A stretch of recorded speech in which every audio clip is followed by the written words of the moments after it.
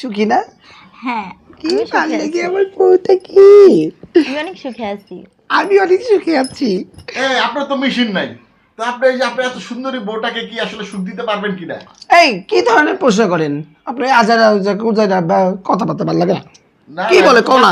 বাস্তব কথা তো আসলে একজন মেয়ের তো একটা পরিপূর্ণ স্বামীর একটা সুখ দরকার, সেই সুখটা তো আপনি দিতে পারবেন না।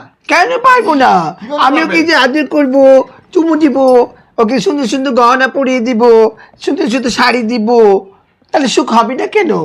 এগুলোই তো আসলে প্রকৃত সুখ না।